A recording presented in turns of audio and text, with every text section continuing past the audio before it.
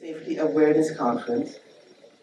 I want to make sure that we are able to keep things simple, to keep things cordial, even though we're asked questions that may not link with each other, but we come from different perspectives, and those perspectives are really helpful. So I want to ask those that are on the panel to come forward and sit, and there's going to be a little bit of water on each chair. Please come forward. So, can you repeat the question? How do we prevent our young people from being initiated into violent acts? And how can we lift up any who have already fallen in the cracks? The public safety begins with us. So first, we could start with the youth. We need consistent wraparound services for crisis management, all the way to mental health, after-school programs, and we can do that by funding the Youth Innovation Fund, which it provides. It gives investments to community-based programs, and that once we get investments to that, we get better funding for the programs for after-school, and that's something important. We're not just talking about a few programs, we need a lot of programs because it's a lot of youth. So when you only give a small budget, the small budget wouldn't work. We need a bigger budget for more kids, and the main thing is the knowledge. They must know. A lot of kids, if you don't know, you're lost. So they need to know what's going on. We need to spread the word better. Spread the word. Every way possible. So that would be important. And we must help with the CMS because, as you see, we have S.A.F.E. That's East Harlem. East Harlem is big. One group can't do it all. They're trying their best, but we need more. So more funding would be awesome. And for the kids that got caught in the cracks, we need to catch them where they at. We don't want to put them in the jail system. We need to help them where they at. Go into their communities, even at home. It starts at home. So you want to help the families too. We can talk about the youth, but when you go into a broken home, you need to help that also. So we need to help the whole family support system, not just the youth, but the family, because we can help them outside. When they go back into a broken place, they feel broken again. So we need it from beginning to end, from when they wake up to go to school all the way back home. And they need a system. If we build a system for them, it will work. Thank you. Now, I think it's a good way to segue to sing. Where is Steve? Here. Oh, there you are. Steve is here. I wasn't sure if I was supposed to even be sitting here right now. I want you to speak right now on the question of, should I repeat? Yes, please. How do we prevent our young people from being initiated into violent acts? And how can we lift up any who have already fallen in the cracks? So a lot of it was just said, but definitely meeting them where they at, right? Identifying, understanding what it is they're going through, building a relationship, building that rapport, gaining that trust from them. That's very important. And once we do that, we could then begin to work on what's needed, what's gonna keep them out of harm's way, keep them from picking up, a weapon, joining a gang or a crew, or even if they at a point when they already have joined these gangs and crews, because a lot of it is what's right in front of them, right? A lot of it is the peer pressure, a lot of it is the culture of the neighborhood, right? Just getting them to really open up to us. And something else that was mentioned, right? And as you were speaking, I was just thinking about some of the work that we do is, right, we go to the developments, we go into the hot spot, we go to some of our participants' homes, And, you know, when we're engaging with these participants, it's not just about them, it's definitely about the families, right? Just seeing when, you know, and one participant is just in my head as I'm speaking about it, right? This young man was got into some trouble at a very young age, got caught with a gun, I believe at like 12 or 13 years old. But then when we began to work with him, not to mention that our criteria is now 14 years old to 24. But at the time it was 16 to 24. So we're being told that we can't technically work with this kid, but we continue to work with him and help him, right? And one thing that stood out to me is when we was working with him, his living conditions wasn't the best, right? So, you know, just being relatable and being able to understand this may be why he feels the need to do some of the things he's doing, right? And some years later, this same individual is doing great for himself. He just recently got a GED through GOSO. When we talk about them wraparound services, that's what they are, right? We kind of got like an in-house one-stop shop, right, where we also focus on education, employment, and emotional well-being, right? So these are the support services that we have in-house at GOSO. I just want to interject here for a moment. Not everyone knows what GOSO is. Sure. GOSO is getting out, staying out, and I'm the chief advocacy officer at GOSO, and I'm also the director of Staying Against Violence and Solving, which is GOSO's CMS site, the Cure Violence Program. So again, just having those services, these resources for these kids is what's going to get them to deter them actually, right, and get them to start doing different, thinking different. And it's a process, right? It doesn't happen overnight. Again, as I started out by saying, when certain things is in front of them, it's easy to be involved with it, right? So it's not like what we're doing, we're trying to make it normal instead of what they're used to. And I, myself, being an East Harlem native, was a victim of that growing up myself. Yeah. The reason I'm here and want to be part of safety awareness to begin with is I've seen people that are very close to me, young Black males, who had given up before they even became teenagers, didn't care, and because they didn't care about themselves, they started falling down into the cracks. And it was because of programs such as, it wasn't called collaborative policing at that time, it was something else, but they were like, we're not gonna let you fall down. We're gonna find a way to get you. And he made mistake after mistake after mistake. I was in front of a judge, I don't know how many times. What you do is really important. But all of y'all do is so important. I am going to ask, segue now to collaborative. I'll start. So again, Sergeant S.A.F.E. Just to share a little bit about my background, I've been with the police department for 13 years. Prior to that, I actually was a social worker for 15 years working in Brooklyn. So coming into a school of social work for me is kind of like coming home. Also before coming to collaborative policing, I worked here in the Harlem area in the 2-8 precinct. So it's kind of like a secondary coming home, comfort working here in this community. And I think like what the other gentleman had said, the key is, what always comes to mind is low barrier access services, meaning people don't need to jump through hoops. They shouldn't have to jump through hoops to get to a service. If there's something out there in the community for a child, for a teen, it should be easily accessible to any of those children and teens. And I think also that support for the family, because everybody comes with their own story. And I think regardless of what discipline we're from, we have to look at each one of those children, young adults, as somebody with a story that came to us with, it could be a background of trauma, it could be a background of parents involved in the legal system, but we're meeting that child where they're at and getting them connected to, and however they come to us, whether it's through the legal system, through a home visit, or through just an interaction within the community, ensure that they know what's out there for them to access and that they're interested in. There's sports programs, there's art programs. If we lined up all of us right now and said, what are we interested in? We all have different interests. So to be able to catch the interests of each child that's out there in the community. Thank you.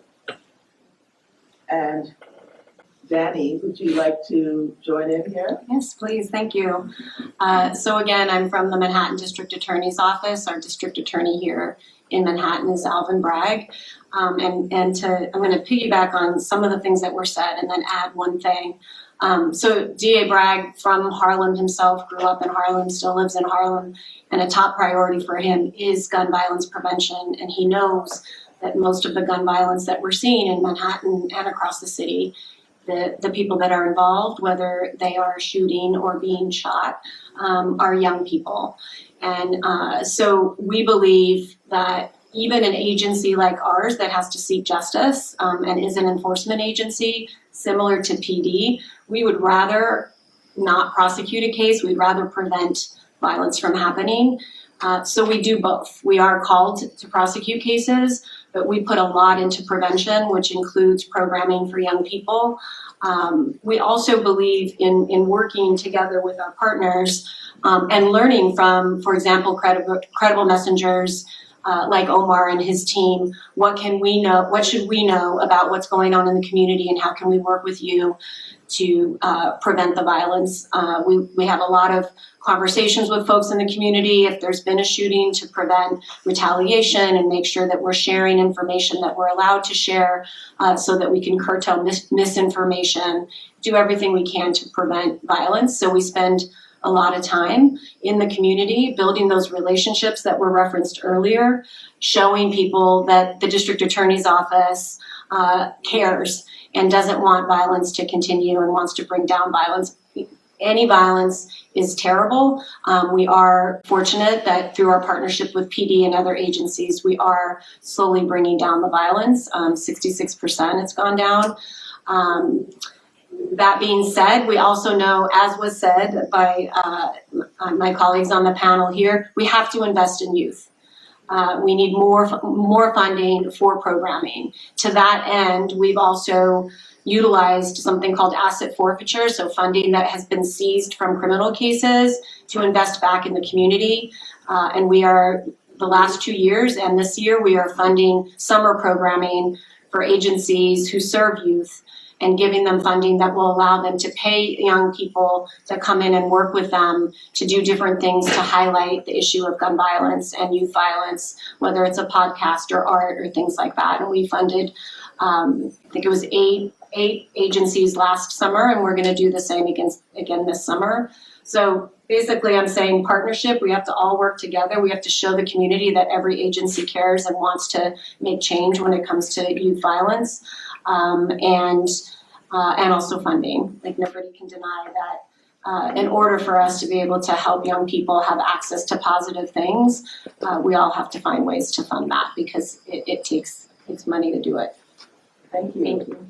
And again, my name is Firefighter Zach Bitzer. I'm here with the Fire Safety Education Unit. Our job, really kind of break it down, I always say the 3 Ps of fire safety: prevention, plan, and practice. And though it's a little more focused than I think a number of the things that have been talked about so far, we go into homes when no one is expecting company, right? We see things firsthand.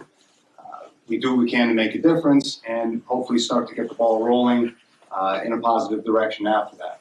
We do have some programs in place. We have the Young Fire Starters program, which works through the fire marshals. And that's if there is a child, usually under the age of 12, right? They're seen playing with matches, they're lighting things on fire, destroying things. They try to intervene and get that change started. But getting this knowledge and information out there is also part of the reason I'm here. The FDNY SMART program is really the source of all that information. And particularly with smoke detectors, right? We have a joint effort with the Red Cross and the FDNY Foundation, free smoke detectors installed by us in people's homes. 1 smoke detector per bedroom or living space, and a carbon monoxide detector centrally located. It's completely free of charge. It's probably the single most important thing to have at home, because it is, once it's in place, it's working. Right, and I do emphasize working smoke detectors. We go into a number of homes where it's old, battery's dead, it's not working, maybe it went off, if people were cooking too often, and it was going off, they take it down, never gets replaced, and it's, it's heartbreaking to see because that's that early warning system that gets people notified that there's an issue and get out. So it's the Get Alarmed NYC, and I'll leave links to the website and paperwork outside as well at the desk. We want to get this information out to as many people as possible. Thank you. Thank you. You're welcome. Good morning, everyone. I'm Lucelies Ortiz. I'm the citywide borough manager for the Office of Neighborhood Safety. And I'm here with some of our partnerships. But we have a crisis management system that services throughout the city's neighborhoods with the highest incidences of violence. So they have over 50% of violence throughout the city. And we have targeted approaches. Each program has their own model. So here we have S.A.F.E that has violence interrupters, outreach workers, hospital responders. And here in East Harlem, the Office of Neighborhood Safety has been in charge of helping these folks be able to implement their programming in order to intervene in violence. So one of the questions that you asked was, how do we reach those youth that are falling within the cracks? And one thing that S.A.F.E does is youth programming and employment through our anti-gun violence employment program, which is offered year-round. And youth are enrolled from ages 16 to 21 in this employment program that gives them something to do. We also have to engage youth, like S.A.F.E does, with their items that they like to do. We cannot impose on them like punitive behaviors because they were involved in something. We have to engage them in a positive way. The other part of that question that you had, Is how can we prevent them? and we prevent violence by having the infrastructures that everyone has all named here. What we have seen is primary, secondary, and tertiary ways of intervening in violence. The primary way is at the individual level, which the CJU unit is doing by offering 24/7 hotline hours. They have Know Your Rights workshops that are offered citywide, but also to East Harlem residents. And then we have S.A.F.E that is here doing the programming at the youth level. They also intervene at various levels of adults through their hospital violence intervention-based program with Harlem Hospital, where they offer peer-to-peer services to people that have been assaulted, victim of a gunshot, or a stabbing. And I say all of this to say is that prevention models often come from the angle of rectifying something that already happened. And part of our responsibility at the Office of Neighborhood Safety is to encourage prevention that happens before violence actually occurs. And what we have with the hospital violence prevention program is one that, okay, you did come in and you were hurt, but the peers on the ground will be able to give you the services that you need. And this space is called wraparound services, but in the larger spaces it's called social determinants of health. And that is what they're addressing in order to get you out of the cycle. That could look like employment resources, that can look like housing resources, and it can look like a myriad of things. But we also have functional family therapy, because oftentimes a household has intergenerational divides. That's how you prevent it. There's not a one-size approach. You use the individual-based programs. You go at the community level, which is what we're seeing here when we see community policing, or when we see the CJU unit offer workshops open to the community. But what we also see is a place-based approach. One angle of the Office of Neighborhood Safety is that we have the Mayor's Action Plan for public safety. And literally our model is crime prevention through environmental design. And we have seen that in Wagner houses, Jefferson, and Johnson, where there is a targeted approach. So prevention in East Harlem looks like different layers, and we all are responsible, one, to intervene at the individual level, but we're also responsible to encourage and let people know about the programming that exists here. If more youth know about the anti-gun violence employment program from ages 16 to 24, then we would have less youth inclined to behave in ways that can be detrimental to their future. So that's really like my answer to that question. Thank you, so can you say your name again, please? Lou Just so that, Sellers. because we're connecting people with people, Understood. so I need you to say your name. Lou Sellers Ortiz. Thank you. Could I just jump in and add some, I really appreciated what you shared just now and all the great work that DYCD does. And it made me realize that I didn't share something specific that is available for young people in our office, which is paid internship programs. We have a gun violence prevention fellowship for young adults who have been impacted by gun violence, they can work in our office and be paid, learn about what we're doing, and also raise awareness on what we could be doing better from their own perspective. We have a youth ambassador program where we hire 2 people from every community, including East Harlem and Central and West Harlem, the Heights, Lower East Side, to come and work in our office after school a couple of days a week, and do the same thing, kind of make sure that our office is aware of the issues that are impacting their community, the young adults community. And at the end, they actually put together a proposal and present it to the district attorney and his executive staff. And then another program is our high school summer internship program. I don't want to take up too much time. I have flyers on all of the programs, when the application is, and how it works. And my colleague Luther is here and he'll be at our table if you have questions or want to make sure that you get this information to young people. We are trying to get more applicants from specifically East Harlem. We keep track of the zip codes from our applicants, and we could really use more from East Harlem. So we would love for all of you, including my colleagues here, to get the word out about these programs, along with the amazing programs that DYCD funds and runs. Thank you. Luciana? Lou Sellers. Luciana? Oh, no, I'm sorry. Oh, Catherine, Catherine, I'm sorry. no problem. My name is Officer Martinez, Catherine Martinez. I just want to give out there the information in the sense of NYPD. We have also youth programs. We offer Explorer programs, which are precinct-based. The ages from 12 to 21, if I'm not mistaken. We have Blue Chips, which is run through Community Affairs, which is through mentoring, through sports. We have SNL, which is a great, amazing program through DYCD, which we help also facilitate. They started at the DA's office.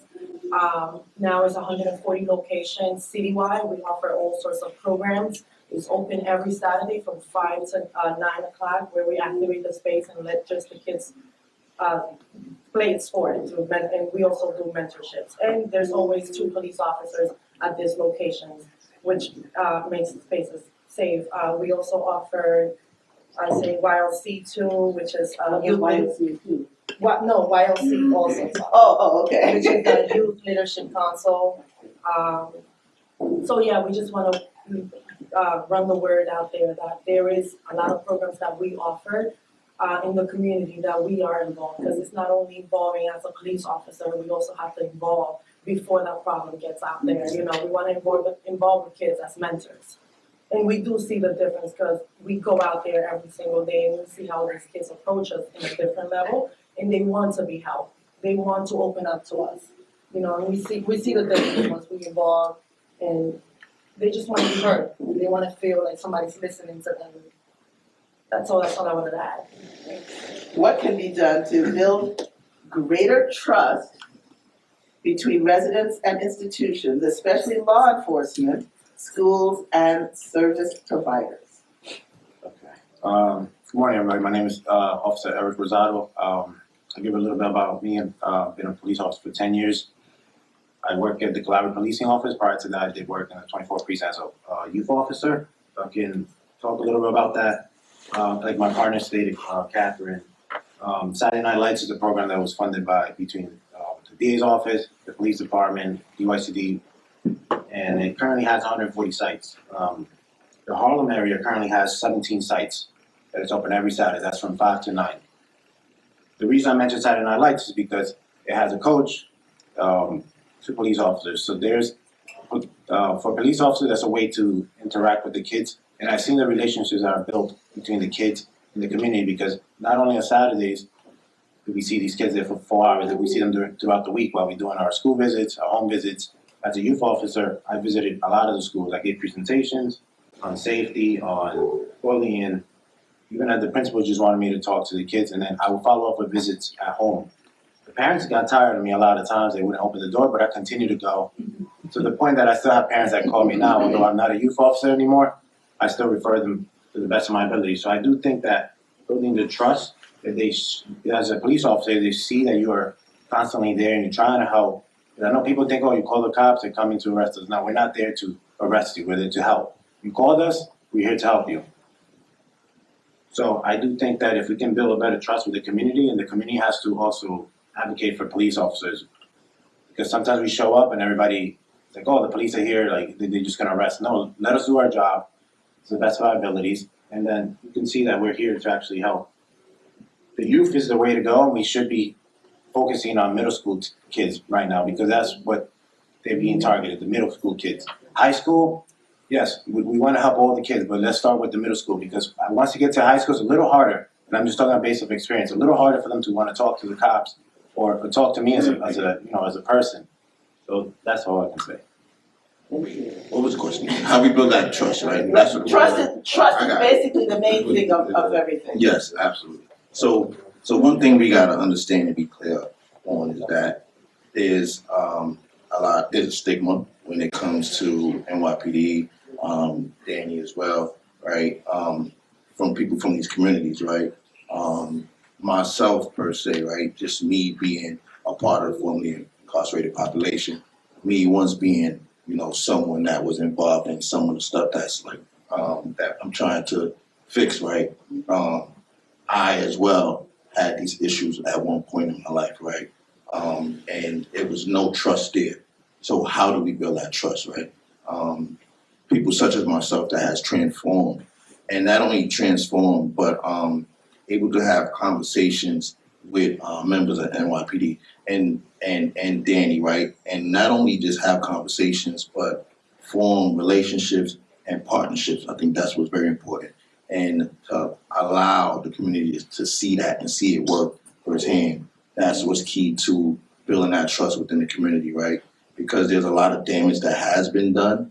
And what happens is that stigma that I mentioned, right? It's like our people are quick to judge and say, we don't want no parts of dealing with NYPD or Danny, right? So as I sat here a minute ago and listened to S.A.F.E speak, who's a great partner, and has always been, right? So I sit in between Legal Aid and I sit in between Danny, right? And Legal Aid is a partner of S.A.F.E, Crisis Management System. We call on Legal Aid when any of our participants or any community members get into any type of legal issues, right? And they support us. And we've established a great relationship with the DA's office as well. So whereas I know some stuff I can't speak to, but when Estelle spoke about prevention, I can say firsthand that I know that through our relationship, they are big on prevention, right? So we share things, or they share things with us, whereas they're telling us, listen, we don't want these kids to get caught up. So maybe if you guys can grab them, we can stop them from being the next group that's going to get caught up in an indictment and stuff like that. And then we identify these kids and we go try to, bring them into our safe space and build that relationship that I was talking about. So I think that's how trust is built, right? That's how this work really works, and that's what really public safety really in a nutshell comes together as a cycle, right? Because I know that even me with my background, I cannot do this work without the help or the insight of NYPD, right? And I also know that without the support from Danny that I can do this work successfully. So it's a collaborative effort. Thank you. If I can just add, thank you, Omar, for sharing that about our partnership. Estelle, can you say who you are? Sure, sorry. Again, Estelle Strikers, Omar referred to us. From Danny's I'm about to say it, thanks. Okay, good. Omar referred to Danny a couple of times, and I just want to make sure that people know who Danny is. Danny is short for the District Attorney of New York County. And that just shows our partnership that he uses kind of our nickname. And I just want to add that the relationship that our office formed with Omar and other credible messengers in the community, it took work. In the beginning, when we're out in the community, even some of the credible messengers or the people that are doing the hard work of working with young people to prevent violence didn't trust us either. And so we had to keep coming back, build the relationship, have hard conversations, to the point that now there is that trust. And what we can do with that trust is really so much more impactful than if we didn't have that. I'm not gonna be able to go out into the community and young kids and say, hey, we want you to stop committing violence, or we know that you need some help because we know that you might be involved. They're not gonna hear it from me, but they'll hear it from Omar. So Omar and I need to talk. We need to be able to communicate. And then when I do go out in the community, Omar can speak on behalf of the office to say, they really do want to help. They're not just about prosecution. So I just wanted to kind of piggyback on what Omar said, thank him for his partnership and for all that he does. And I think trust is really about coming into the community again and again, bringing the district attorney himself into the community, and having young people see him and see the care that he has for the community as well, is really important. And I think trust is key to everything that we do. And one quick disclaimer, right? And it's still that relationship is like, as I mentioned, you know, Estelle may give me a name or two. NYPD may call me and say, listen, we've seen these kids on social media. You might want to go get them before we do. It's a one-way relationship as far as that's concerned. So we're not, you know, Offering them up. absolutely not. Thank you. So I just wanted to make that clear.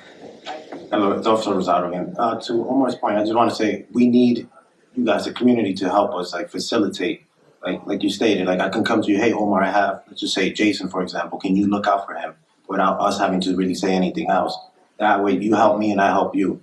We prevent, because we don't want the youth to see us talking like, oh wait, I can't trust Omar anymore. But we can have the side conversation, hey look, I see him on social media before anybody else grabs him. Try to have this conversation. I'm telling him like, yo, I saw you, and that's how the community and the police can work together. We can communicate, because you gotta understand, we get called to a location, we get there, we only have 5 minutes to try to resolve what's happening. Everybody's like, oh, the cops are doing this, doing that. We have 5 minutes or even less to figure out what's going on. But if you know who Jason is, you might be able to take him away, or I might be able to call you and say, hey. So I just wanna say thank you for, you know, the partnership with the DA's office, and if we can all work together, I think that's the way we can build trust. I think I just wanted to add, you know, like we talk about the distrust and for the police department, I think we need to recognize it can come from two places. It can come from firsthand negative experience developing trauma. But another big thing I think we often see too is the vicarious trauma.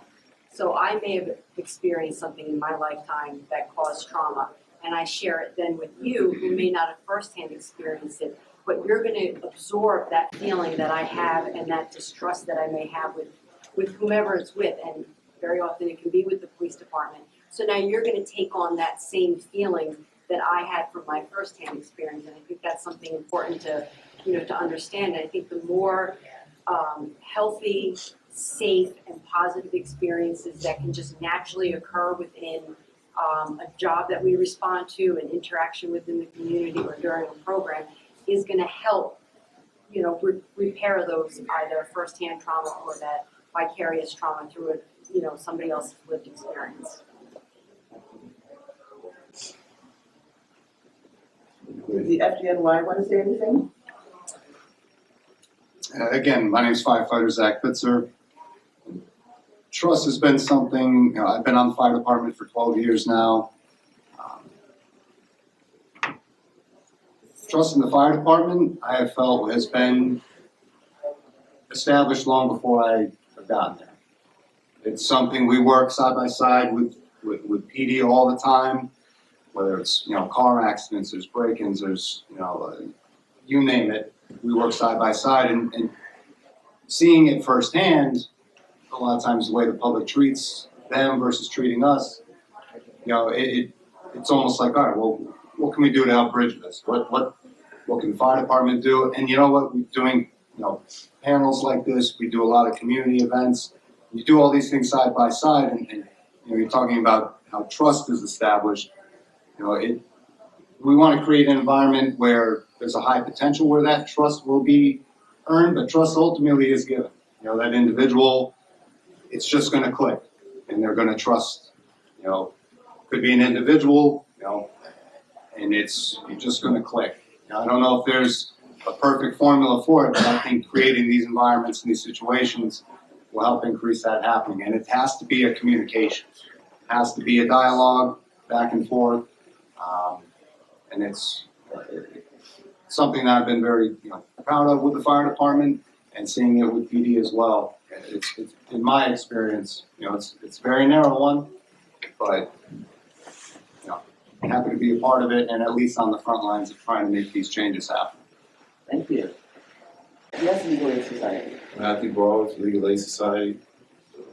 When we talk about trust, you think about presence, consistency, credibility, and following up. That's when you think about trust with anyone, from being young or older.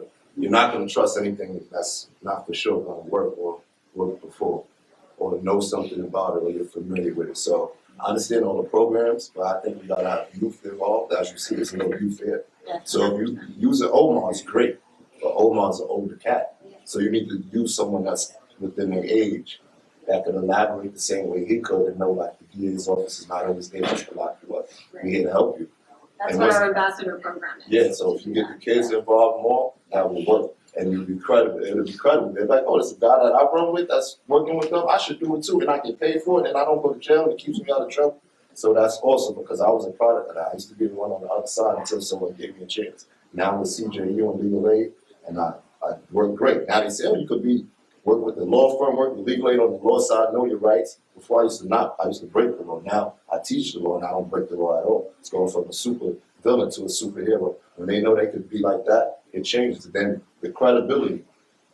Omar's credible, East Harlem. Matthew's credible. And they know, like, Omar and Matt works together. Yeah, I know if I work with them, they're not going to turn on me and give up my information and give everything. They got to trust you for sure. And then you got to follow up. People say things and don't follow up behind this. They'll take them to the water and turn them back on them. You got to believe in them so much that they start to believe in themselves. That's when the trust comes. They're like, wow, he's there for me when I wake up. He makes sure I eat, I sleep. I got some of the safe places like Omar. I go so it's a safe space. When they feel like I can go right over there on the east side, sit in there, chill, play the game, relax, know they can eat. It's a safe place, and that's what they're looking for, and they can trust that, and they know. So that's the main thing: trust, follow up, and credibility. That's important if you want to trust. One of the things that we try to do to that end is, we heard more about Saturday Night Lights before. We bring prosecutors to the site sometimes as well. They're just dressed in their suits, their sweats and plain, and they're there to help. And then they build relationships with the young people, and then the young person finds out they're from the DA's office, and then they're like, oh, okay, you're here, you care, you brought food, you're feeding us. So that the whole purpose of Saturday Night Lights is both for PD, obviously, to build relationships like you're talking about by being there, engaging, bringing food, and coming back. And so that's what I try to do as well, is to get the prosecutors out into the community to learn about the community and build relationships as well. So definitely hear you. We can always be doing more and love your input. When you talked about trust, Omar, if you could name two basic things that at your age when you were dealing with challenges that would have made a difference, what would you say those two things were? And my other question is, does anyone on the panel, when these kids, if they are incarcerated, is there anyone here on this panel where there's a program that follows them or tracks them while, I figured it would be you, that tracks them while they're incarcerated and after they are released? And my last question, in terms of building trust with these kids, has anyone here, how are you able to motivate them to actually trust you one-on-one when their parents sometimes in the background, they're still in their ears and they can't really, what do you do to motivate them? To get them to that point, to trust you when they may be hearing other things at home? And other questions. Okay, that's all 3 questions. Perfect question. I'm a parent. Perfect. Okay, Marvina Brewster is an attorney. And I want to make it as clear as possible. Would any of the panel like to answer any of those 3 questions? Yeah. I didn't wanna put him on the spot, I'm No, sorry. it's okay. She specifically, She called you out, I know. so it was a couple of questions you asked, right? And the first part of it was when I was growing up, I didn't have this right here. I didn't have programs, and I was really outside. I try to stay away from telling my story, and my reasons for that is because I've been in spaces where I hear people tell their stories, and it sounds like they're glorifying their stories. And I mean amongst youth. I mean being inside Rikers Island, doing work inside Rikers Island, doing work inside Horizons, and some of the closer home facilities as well. I've been in spaces where people talk about their past, and to me, it's a glorifying thing. Like they trying to like they earn stripes from doing the things that they did in the past, right? So, but I'm able to relate because I personally have been in trouble with the law since a young age, 16 years old, and that's how I identify, right?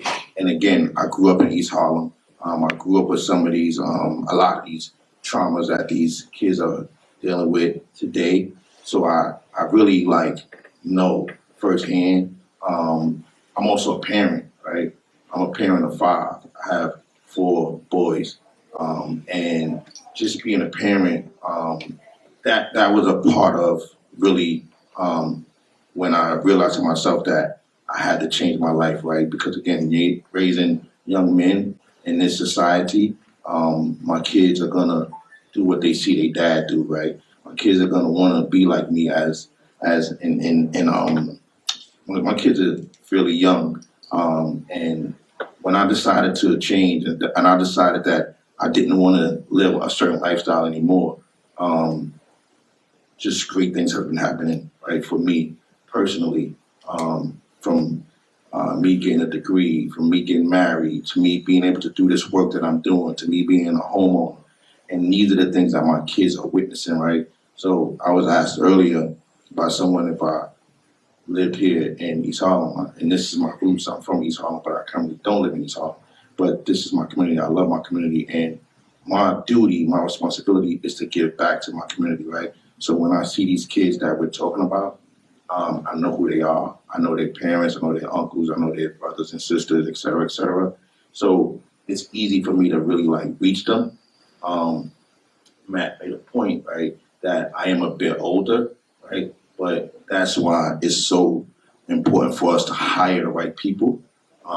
So I try to hire intentionally like what I consider a liaison, right? Someone that's younger than me that has a better connection and better reach to these young kids that we're trying to reach, right?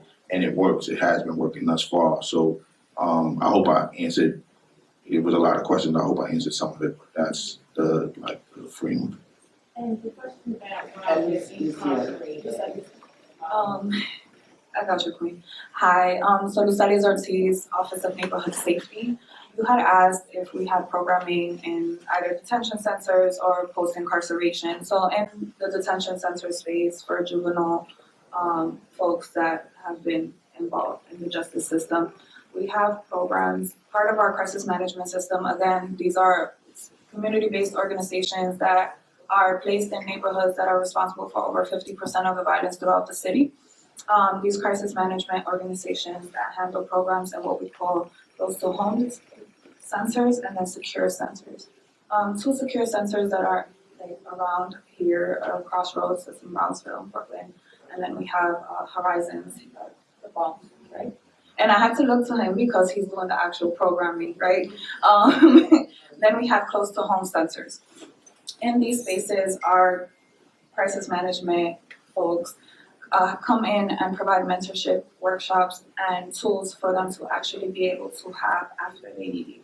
So again, those employment programs, those educational structure programs, so they can do like, high school, they could do GED, but a lot of these detention centers for the juveniles specifically will have them in either able to go to high school in the close to home centers or in the secure facilities having somebody come in.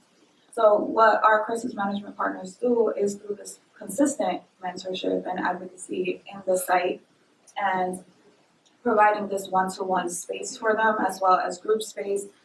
Clinicians will call it dialectical behavioral therapy, but in this space, because it's peer-to-peer, or say folks that maybe have that experience and are a little bit older and have been undergoing what we call credible messenger training.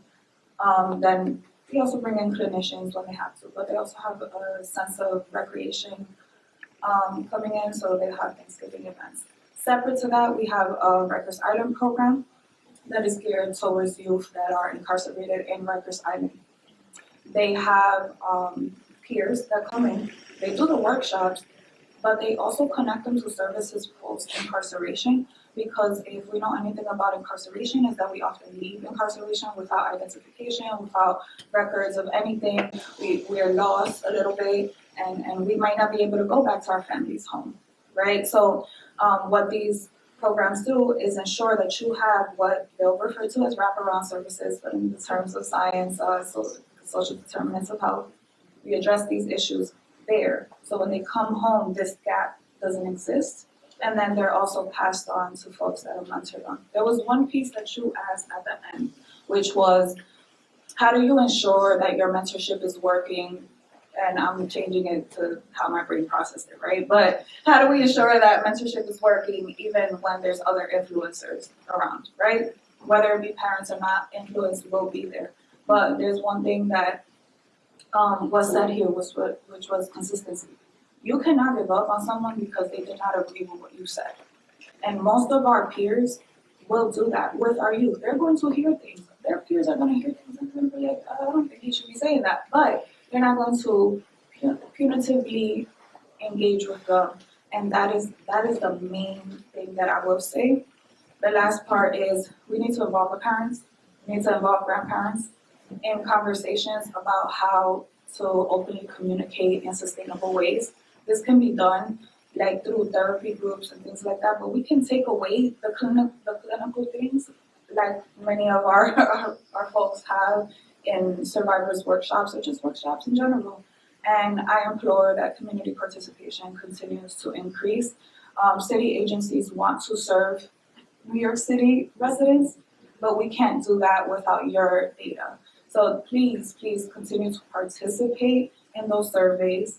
Continue to voice out your opinions and what your experience are, but please participate in the programs that exist, because there's so many here, and we just want to be engaged in them.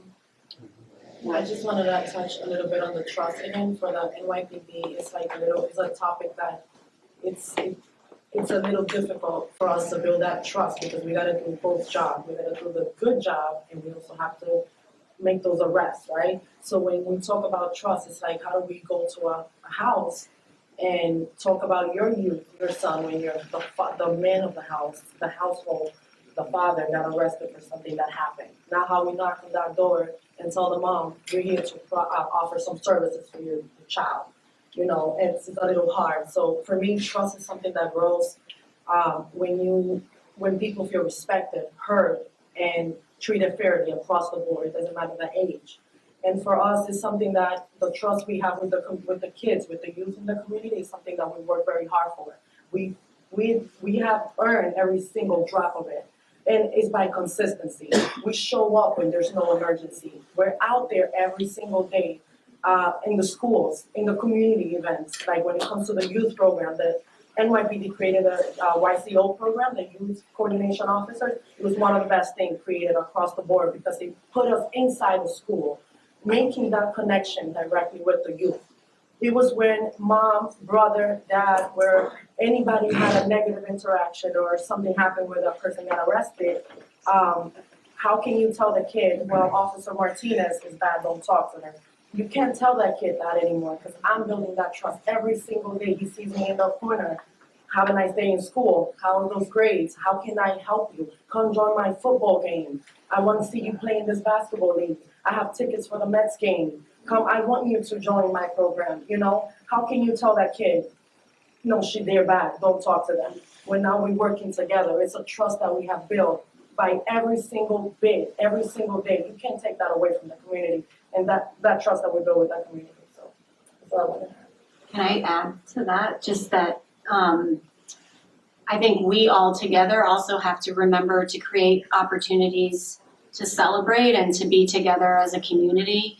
And you were talking about the parents, and it made me recall some of the best things that I think through Saturday Night Lights have happened is when we bring together the kids and their family, and we invite their family to events, and maybe it's a really big event and you've got kids from the Lower East Side, Harlem, Washington Heights, all coming together for a big tournament and an event, and then you've got the parents there or grandparents or some important person in the kid's life that's coming to cheer them on, and then they come and they see PD there and they see people from the DA's office and DYC, they see leadership from the city coming together to be a community. And so I think we all do really hard work, and it's often over a bad thing or a sad thing, and we have to keep coming back and we have to be consistent and be there when there's a crisis, and be sometimes the people that people call during the crisis, whether it's the police or just staff that they've gotten to know from the programming, but then also create opportunities to have fun together. And because I don't think there's enough of that out there, particularly for some of the communities that are under-resourced. So let's make that happen, and do it together so that folks have an opportunity to see leaders actually care, and meet the family. Because I think meeting the parents when you can is really important. I just want to add one more thing. If you live in Jefferson, Johnson, or Wagner, please participate in your TA. Please do. We have the MAP programs there, and there we have multiple city agencies that come in and work with the residents to make changes that are visibly appealing, but also affect their daily encounters. So the elevator works, right? Like, so if I'm in a wheelchair, I can actually go to my apartment, go get some groceries, and then come back. You know, their buildings are cleaner because they have adequate maintenance happening, because people were hired by NYCHA because we work together with the TA residents. So please, if you are in these spaces, please participate there. Because I have programming for our youth through S.A.F.E there. Please participate, make it youthful. We appreciate that. But more importantly, if you're here, you're probably participating in your community board, so it's a little bit different. In order to engage folks on the ground, I encourage folks that are really, really trying to get this work done in any black flyer, door knock. People don't know what's happening. Please go back to grassroots, organizing door knock, let people know, and have them participate in these community-based surveys that are coming out by DYCB and every single city agency, so that we actually hear your voices. Every single under-resourced group has different needs. We need you guys to participate.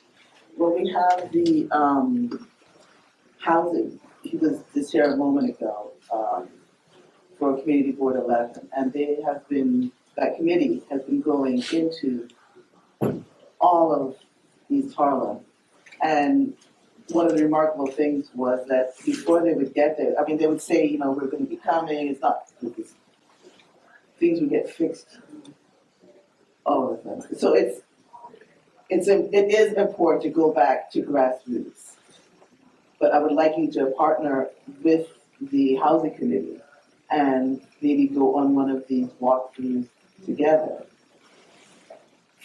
I'm just finding different ways to connect. With, His name is Adem Biha, is the one in the housing committee for Community Board 11. I'm sure that he works with our MAP providers. Okay. If he's involved in housing and specifically NYCHA. So he's probably already working with our team.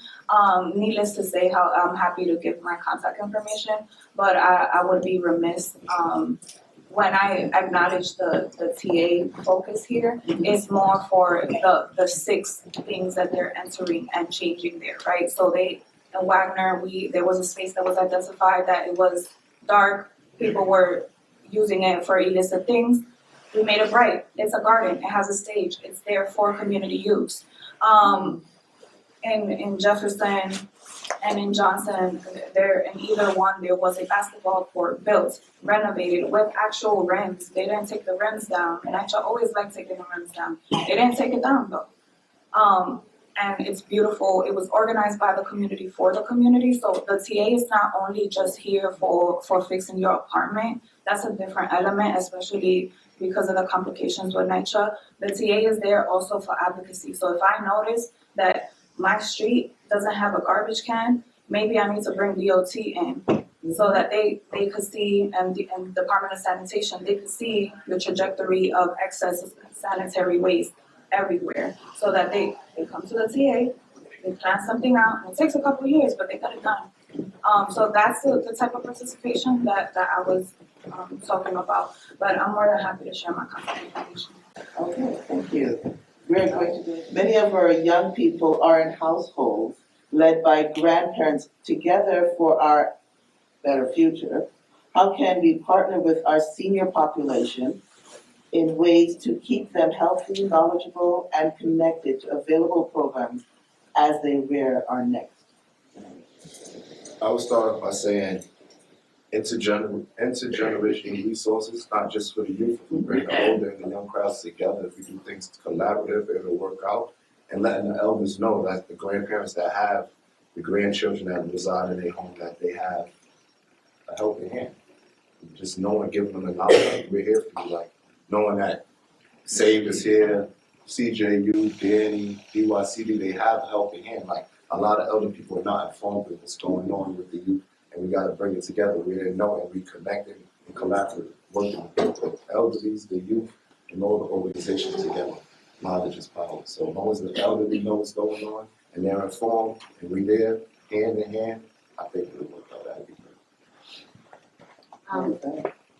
Our office offers community conversations and presentations on different topics, domestic violence, gun violence, internet safety. But the number one request that we get is for elder abuse. And so we do a lot of presentations to seniors, to older adults about anything from scams to if they're being abused physically, what to do, what to look for. And so in addition to, intergenerational events, I think also making sure that we're paying attention to our older adults. And so I just want to put it out there that if you have any community groups that would benefit from presentation to seniors, we are happy to do that, and I'll give my information as well.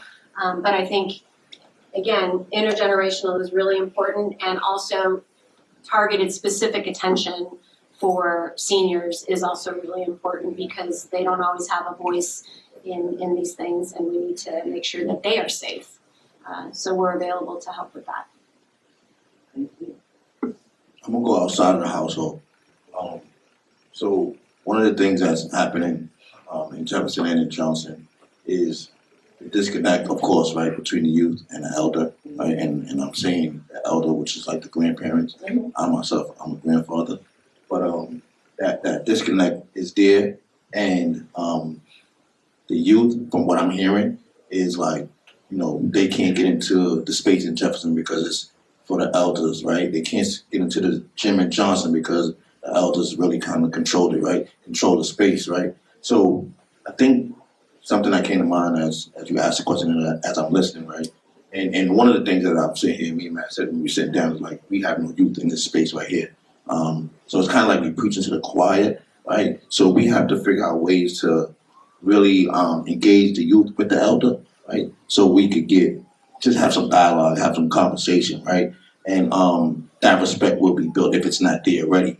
But I think that's the beginning point, right? We need to figure out how we could get them in the rooms together and, just really have critical conversations on, how you feel and what your ways of thinking, because times has changed drastically, right? For the most part, right? Times has changed, right? So sometimes, myself and some of the older people may not understand the culture, the lingo, why they do the things they do.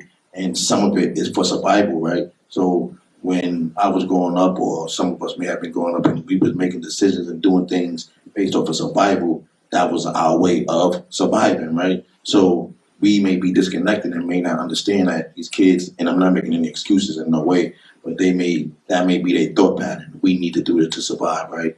So this is why they making some of the decisions that they're making. So I think it's important that we try to include the youth in these conversations. We need to know this is a great conversation, but we need to do a better job with promoting and making sure that we have the right people in the space and have both youth and some elders in these spaces. I do want to say to what Omar just said, it made me think of one of the presentations we were doing for seniors in a senior center. And there happened to be a few young adults that were just sitting there, you know, hanging out. And we were talking about scams and how to make your phone safe. And a lot of the seniors didn't know how to do it. And so some of the younger people in the room went over and were showing the seniors how to do what we were describing. And I think that's a way to maybe to get folks together, to have the younger people hear what we're saying to the seniors about what to be careful with their phones, and then have them engage together. As somebody who's approaching senior status, I sometimes have to get a younger person to come and show me something on my phone, and it's a way to maybe bridge that gap while also doing what we do, which is raising awareness about safety.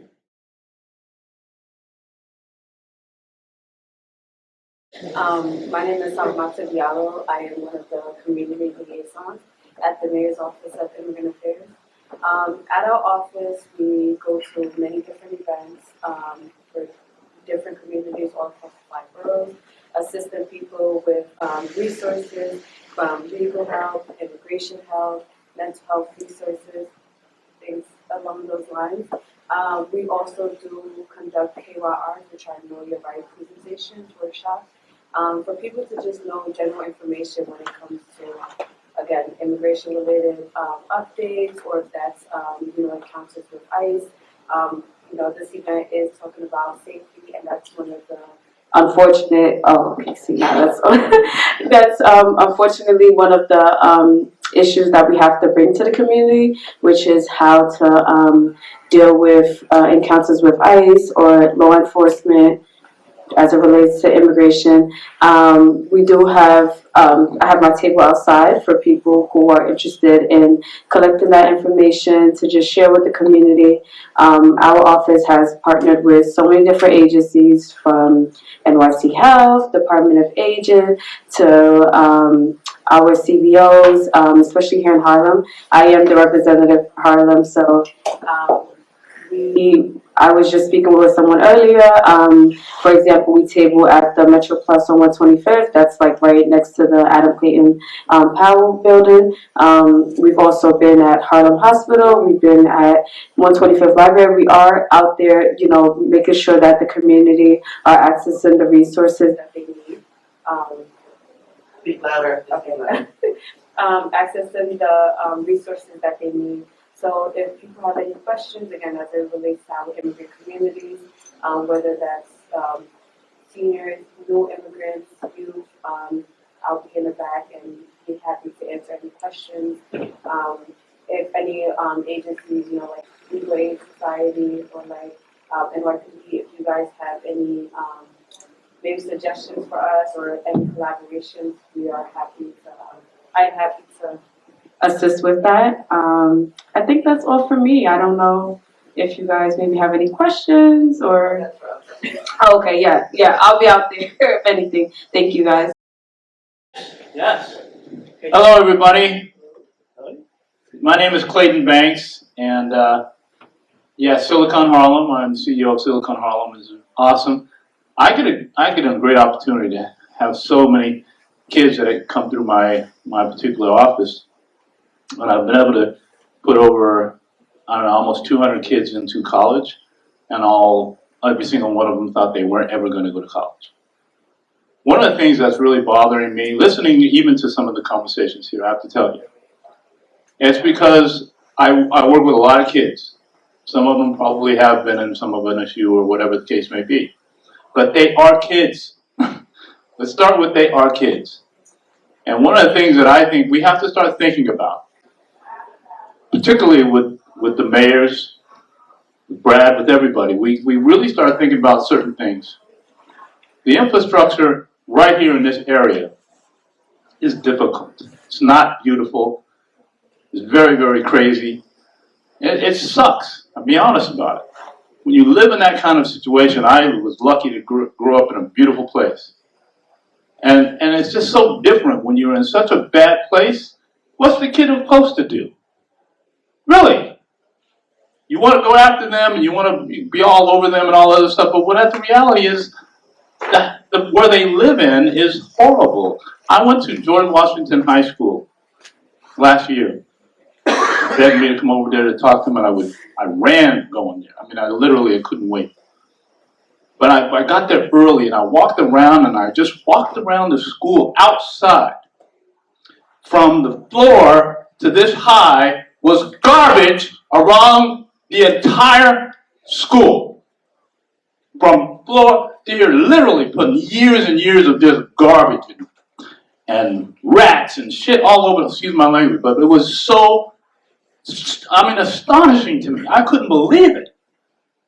I finally said, okay, let me go in. Let me get in. I walked in. Hey. I said, what? You got to take your stuff off and get this in and go through a medical thing, whatever that kind of things that come through it. What? Okay, I got to do this. So I get my stuff back up and I'm ready to go. Okay, they want me to go up to it. I'm going to go to the elevator. No. You got to go over to that guy. What do I got to go with this guy? He's a police person. I love police, but I mean, why do I have to go? This is high school. I got to walk over to the police and I got to give an ID and all this other extra stuff. And then I said, okay. So I'm going to go to the, no, somebody's going to walk you to the elevator. What is going on? Is this for me to learn how to learn? Or is it how me to get ready to go to jail? That's what I felt like, literally. I've never been in any kind of situation like that. So I'm saying all that to say is that there's another way that we can think about this. There's real things that have to be done. I get it. I really do. There's a lot of work that we all have to do. But there's a few things I wanted to just share, maybe some other ways to think about this. I'm a tech person. All right, so there's a lot of things that could be done with young people, even with old people, where we can make a better world for all of us. So I'm gonna read this the way I wrote this out, literally, while I was listening. So, even though I love everybody that we're talking about here, I love the city agencies, I love all the community leaders, I love the residents, I love all of the people that are around here, while at the same time there's much more things that we can do. So, I just want to talk specifically around what we've heard for the last few years that we've been doing this together. We're talking about safety in general. And when we talk about safety in East Harlem, we have to think beyond reaction, right? We must design a little bit more prevention. Technology can be that prevention, and that's from my perspective. It helps us see what's happening, share what we know, and stay connected when it matters most. Let me share 5 ideas. I just have 5 things I'm going to be very quick for safety issues for East Harlem, stronger and smarter. First, let's modernize our street infrastructure. That's why I always started with that. We have to modernize our street infrastructure. Isn't it crazy? Does anybody think of the fact that we are in East Harlem? And if you're at 97th Street, there's East Harlem, and then there's Upper East.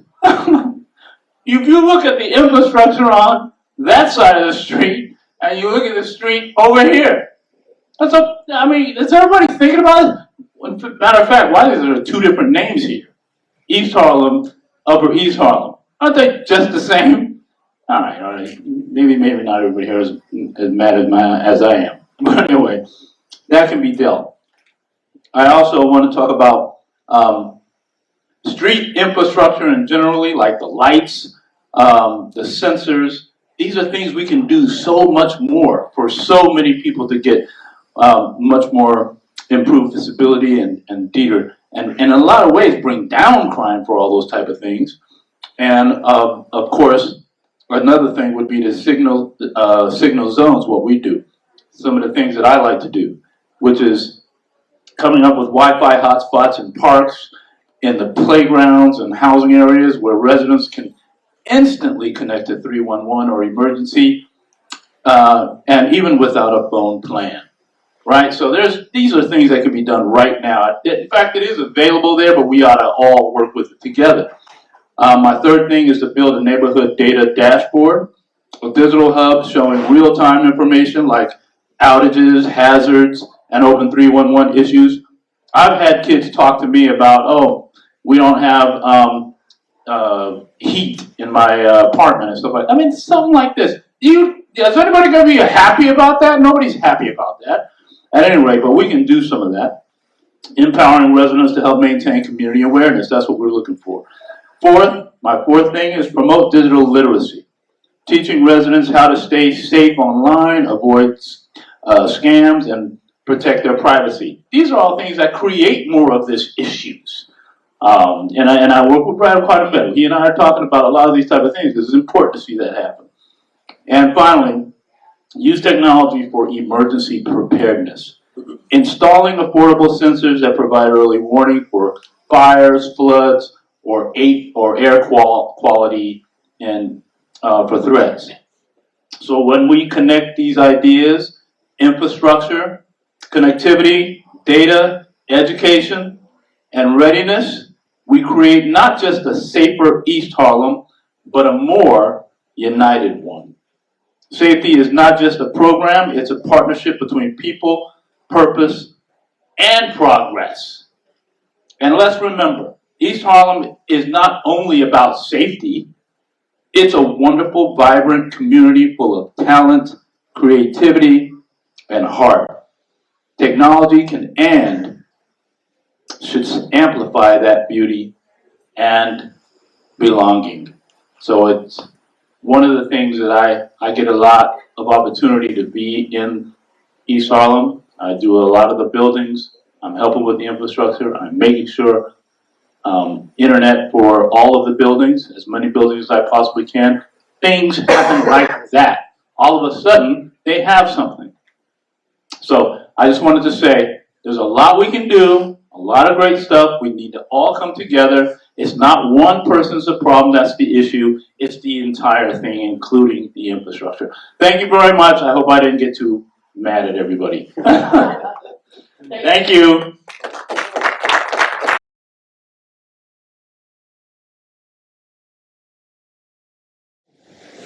As you walk up, there is a third space that happens because our minds get so caught up in things. And the third space is something where it's a way we take time to relax in something that is not necessarily the job, the work, it's not necessarily at home, because sometimes you can't relax at home. So the third space can be something completely different. How can we enter into the third space? We began this morning with a bike ride, and I'm going to ask who we partnered with about what she does. Hi, everybody. My name is Sharon Pope Marshall. I'm the Executive Director for Civitas. And we're a community organization that has been in existence since 1981.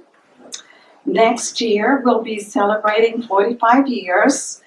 We've been part of this community since then, involved in quality of life issues, as well as the built environment, and in fact, some of the street infrastructure that was mentioned earlier.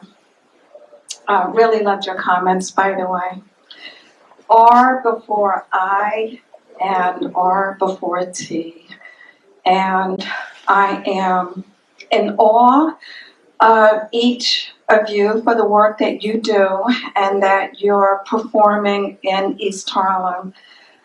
The takeaway is that because of you, you are indeed putting placing relationships as something that is critical and primary before issues and also before a task. I really want to thank Reverend Michelle for inviting Civitas to be a part of this. It's so special and inspiring.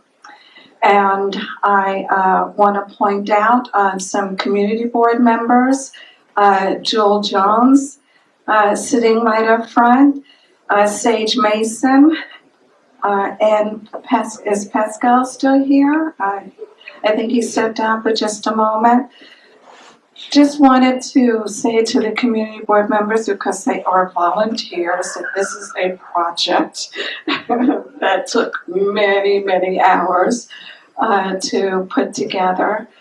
But your community boards are your voice. And also, Civitas works very closely with both Community Board 8, which is on the Upper East Side, and also Community Board 11. And as I mentioned earlier, we've been in East Harlem since 1981. And beginning at 9 o'clock, 9 o'clock this morning, we had a bike ride. And to expound a bit on the depth and the range talking about safety, we made sure that everyone knew how to wear a helmet. And, you know, honestly, a lot of people don't know how to wear a helmet. They just think, hey, I just put it on my head. But there's a process to this, and there is a particular way that you can protect yourselves and while you're bike riding. And also we talked about the rules of the road, because we want to make sure that that street infrastructure is filled with all street users, whether they're pedestrians, whether they're cyclists, or whether they're drivers, to make sure that everyone knows the rules of the road and can bike safely and confidently on the streets of New York City. And again, I just wanted to say thank you so much for spending your Saturday here, and really appreciated each of your comments.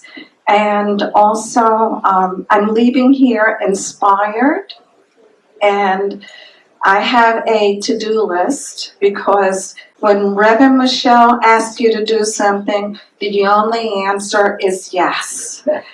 And I'll be contacting each of you to see how we can better coordinate and amplify each of your voices.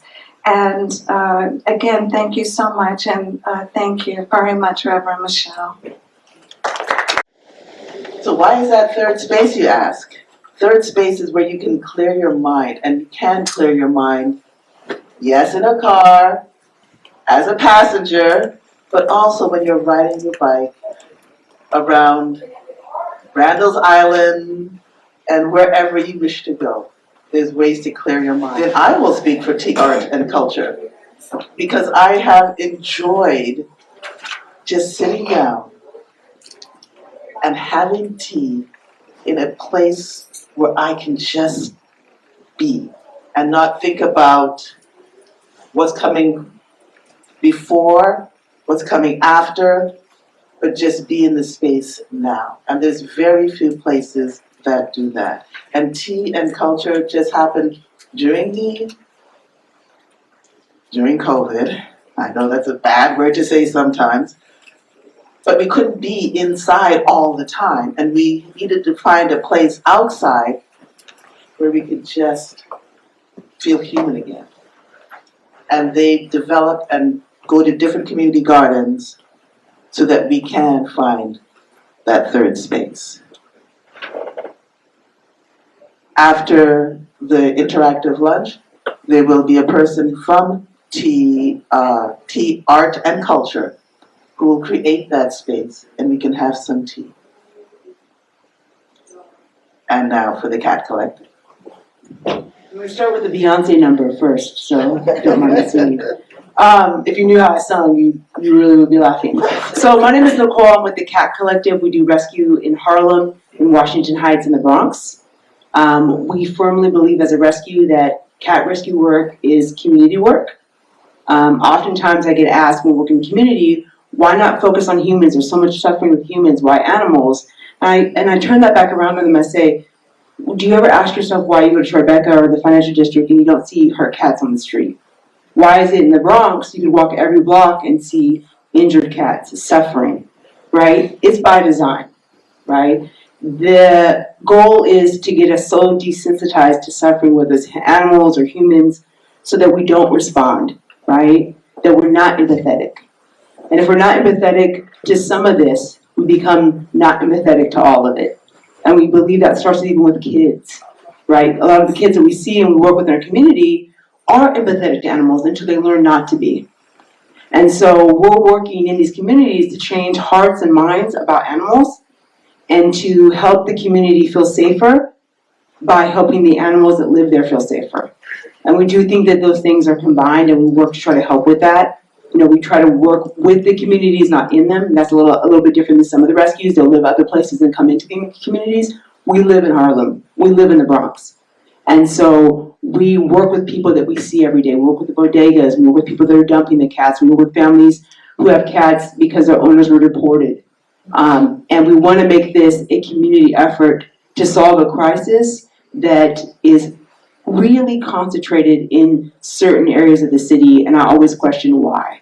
Why don't we get the resources that Tribeca gets? Why do we see cats dumped in Jackie Robinson Park, but not in Central Park, right? And so when we ask these questions, we ask the community to be more involved in the solutions. So we do fostering, we do adopting, we provide vet services. We're doing a food drive, if you guys know of anybody. We're doing a food drive, accepting food and donations until the 21st. And on the 22nd, we're working with the Cloth Organization, their food pantry on 159th. We're providing food for residents. You know, a lot of the SNAP things that they've been doing, a lot of the games they've been playing with food and access to food impacts the families. And then they have to make hard decisions between feeding their kids and feeding their furry kids. And we don't want them to make those decisions. Feeding pets keeps them in homes and keeps them out of the streets. So we do a lot of good stuff with the community. We love organizations like this that are creating programs that we can spread the information. We'll be doing some events in the wintertime with the holiday market. We'll be out there 3 weekends in a row. Please feel free to check out our Instagram as Cat Collective New York, and reach out anytime you want to volunteer or help out, or you know that pet in need or an animal that's injured. You know, we have to step up where the city is not right now. So thank you. And the Beyonce number I'll be singing is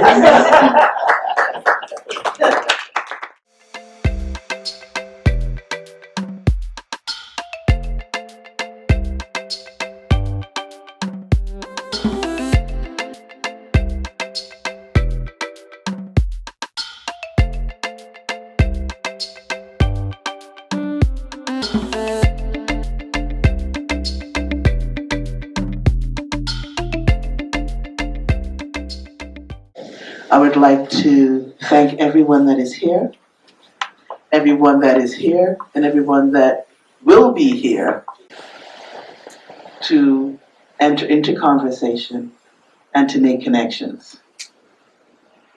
This is important. Our public safety is important. Thank you to the CB11, Public Safety and Transportation. Thank you for the partnership with Civitas.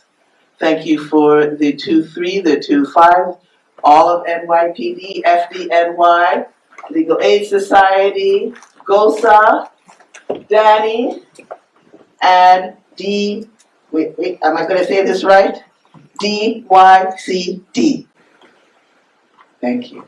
And also Moya, the Mayor's Office for Immigration Agency? Affairs. And thank you to Moya.